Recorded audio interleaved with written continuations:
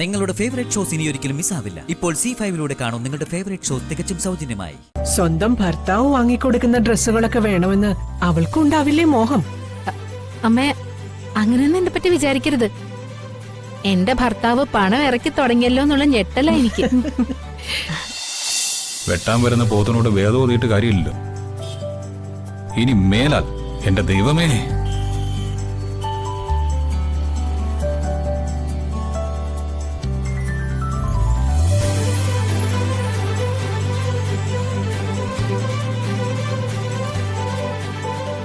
അങ്ങനെ എനിക്ക് ഇവിടെ വിട്ടുപോകാൻ പറ്റുമോ?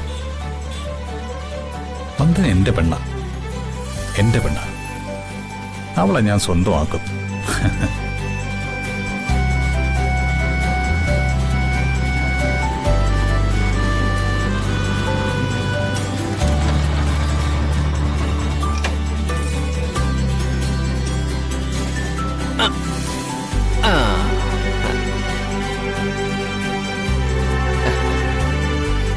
ഇപ്പൊ പ്രകാശങ്ങളെ കുറിച്ച് എന്തു തോന്നുന്നു? അങ്കിൾ പിശുക്കനാണോ? അങ്കിള് പിശുക്കനല്ല, നല്ല സ്നേഹമുള്ള അങ്കിളാന്ന് ഇപ്പഴാ മനസ്സിലായേ. ഇത് മോൾക്ക് മനസ്സിലായിട്ട് കാര്യമില്ല. സമയം കിട്ടുമ്പോ ബാക്കിയുള്ളവർക്ക് കൂടി മോള് മനസ്സിലാക്കി കൊടുക്കണം. അപ്പോ അങ്കിള് ഇതുപോലെ ഇനിയും സമ്മാനങ്ങൾ വാങ്ങിത്തരും. കേട്ടാ? വാ വാ വാ.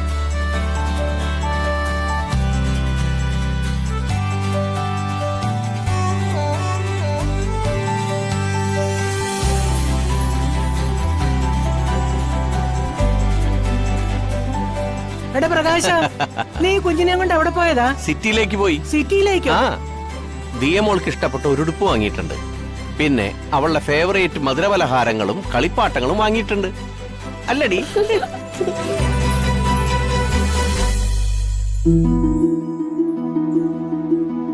ഇന്ന് കാക്ക മലർന്നു പറക്കുമല്ലോ എന്റെ സുചിത്രേ. കാക്ക മലർന്നു പറക്കും, സൂര്യൻ പടിഞ്ഞാറുദിക്കും, പുഴയിലെ വെള്ളം താഴേന്ന് മേലെ കൊഴുകയും ചെയ്യും. അത്രയ്ക്കൊരു മഹാത്ഭുതല്ലേ നടന്നിരിക്കുന്നെ. കളിയാക്കാതടി എന്റെ ഭാര്യയെ. മനുഷ്യന്റെ പിശുക്ക് മാറ്റി 10 ചക്രം മുടക്കാൻ നീ സമ്മതിക്കില്ലേ? അമ്മേ, അമ്മ വന്ദനയോട് എന്താ വാങ്ങാൻ പറഞ്ഞേ? 100 ഗ്രാമിന്റെ സോപ്പ് പൊടിയല്ലേ? 5 കിലോ സോപ്പ് പൊടിയും വീട്ടിലേക്ക് ആവശ്യമുള്ള പലവ്യഞ്ജന സാധനങ്ങളും അച്ചമ്മയ്ക്ക് ആവശ്യമുള്ള കുങ്കുമപ്പൂവും എല്ലാം കൂടി മാർജിൻ ഫ്രീ ഷോപ്പിൽ നിന്ന് ഇങ്ങോട്ട് വരുന്നുണ്ട്. എല്ലാം കൂടി മൊത്തത്തിൽ അങ്ങോട്ട് വെളുക്കട്ടെ. ആ, കുടുംബം വെളുപ്പിക്കാതിരുന്നാ മതി. മോളെ, അങ്കിള് വാങ്ങി തന്ന ഉടുപ്പ് എല്ലാവരും ഒന്ന് കാണിച്ചേ. അല്ലെങ്കിൽ വേണ്ട, ഞാൻ തന്നെ കാണിക്കാം. ആ,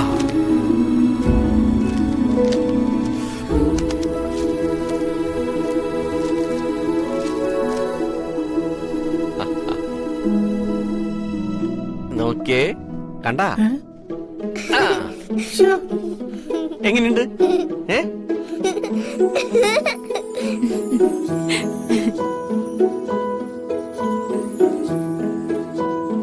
നന്നായി പ്രകാശേട്ടാ, സൂപ്പർ സെലക്ഷൻ. അങ്കിളെടുത്തതൊരു പച്ച ഫ്രോക്കാ. ഈ ഫ്രോക്ക് ഞാനാ സെലക്ട് ചെയ്തത്. അതെ അതെ, ഇത് മോളാ സെലക്ട് ചെയ്തത്. മോളെ, മോള് മുറി പോയി ഈ ഡ്രസ്സൊക്കെ മാറ്റി പുതിയ ഡ്രസ് ഇട്ടിട്ടു എല്ലാവരും ഒന്ന് കാണട്ടെ. അവൾക്ക് ഹുക്ക് അഴിക്കാനും ഇടാനും ഒന്നും അറിയില്ലടാ. വേണ്ട, എനിക്കെല്ലാം അറിയാം. ഞാൻ പോയിട്ട് വരാം. അതാ. ഏയ് പോലെ പോലെ.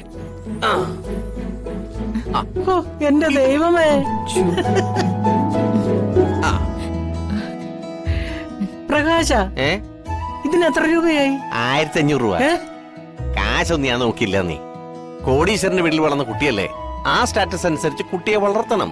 ഇല്ലെങ്കിലേ കുട്ടിയുടെ മാനസിക നിലയെ അത് ബാധിക്കും. ആ ആ,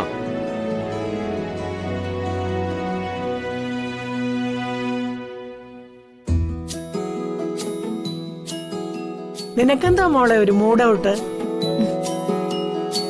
മൂഡ് ഔട്ട് ആകുന്നതാണോ അമ്മേ കുറ്റം? വന്ദനയുടെ കല്യാണത്തിന് വാങ്ങിയതും വർഷയുടെ കല്യാണത്തിന് വിക്രം വാങ്ങിക്കൊടുത്ത തുണികളും ഒക്കെ അല്ലേ സുചിത്ര ഇത്രയും കാലം ഉപയോഗിച്ചത്. സ്വന്തം ഭർത്താവ് വാങ്ങിക്കൊടുക്കുന്ന ഡ്രസ്സുകളൊക്കെ വേണമെന്ന് അവൾക്കുണ്ടാവില്ലേ മോഹം? അമ്മേ, അങ്ങനെയൊന്നും എന്നെ പറ്റി വിചാരിക്കരുത്. എന്റെ ഭർത്താവ് പണം ഇറക്കി തുടങ്ങിയല്ലോ എന്നുള്ള ഞെട്ടല എനിക്ക്. അത് നിങ്ങൾക്ക് മൂഡ് ഔട്ടായിട്ട് തോന്നിയതേ ഉള്ളൂ.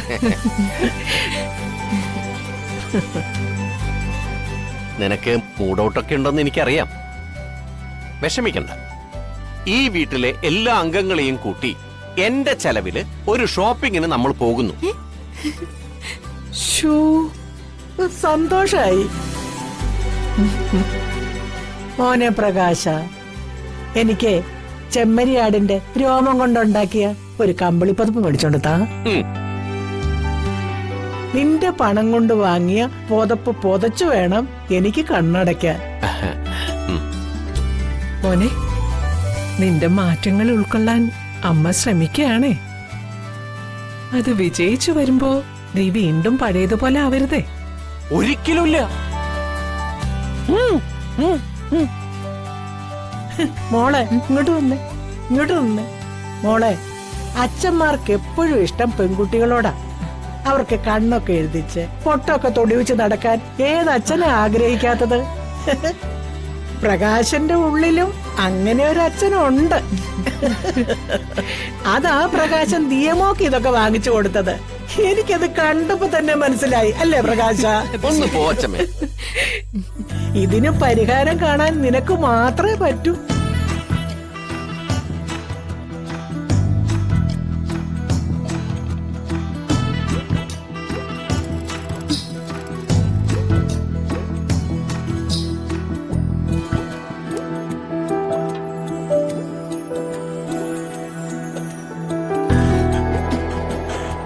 ബാഗിൽ നിന്ന് വീണുപോയ മൊബൈൽ എടുത്തു തന്നത് ശരി തന്നെ. പക്ഷെ പിറകെ നടന്ന് ശല്യം ചെയ്യാനുള്ളൊരു അവസരമാക്കി അയാൾ അതിനെ മാറ്റി. ഈ ജഗൻ എനിക്ക് വിട്ടുമാറാത്തൊരു തലവേദന തന്നെയാ. എങ്ങനെ ഇതൊന്ന് അവസാനിപ്പിക്കാം?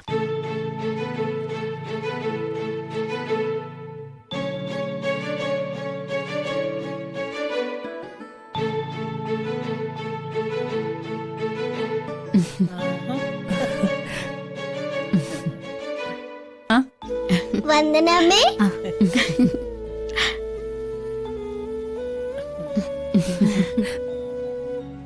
അമ്മ ഇപ്പൊ വന്നു. ആ, കുറച്ചു നേരമായി. വന്ദനെ കൂടി കണ്ടിട്ട് പോകാമെന്ന് കരുതി കാത്തു നിന്നതാ. ജഗനോട് തീരെ ശല്യമാണെന്ന കാര്യം ഇവരോട് പറഞ്ഞാലോ? അത് വേണ്ട. മോള് ഗർഭിണിയാണെന്നറിഞ്ഞ സന്തോഷത്തിലല്ലേ അമ്മ. ഇപ്പോ ജഗന്റെ സ്വഭാവദോഷം പറഞ്ഞു വേദനിപ്പിക്കുന്നത് ശരിയല്ല. നീ എന്താ മോളെ ആലോചിക്കുന്നേ? ഓഫീസിലെ കാര്യങ്ങള് ഓർത്തു പോയതാമേ. വന്ദനയ്ക്ക് വക്കീൽ ഓഫീസിൽ പണിയായെന്നറിഞ്ഞു. ജോലിയൊക്കെ സുഖാണോ മോളെ? ഒരുവിധം. വക്കീൽ ഓഫീസല്ലേ, സദാ നേരവും കേസും കക്ഷികളും ലോ പോയിന്റ്സ് ഒക്കെ ആയിട്ട് വലിയ തിരക്കാ. ഓ, ഡൗൺലോഡ് ചെയ്യൂ C5 ആപ്പ്. കാണൂ എല്ലാ എപ്പിസോഡുകളും സൗജന്യമായി.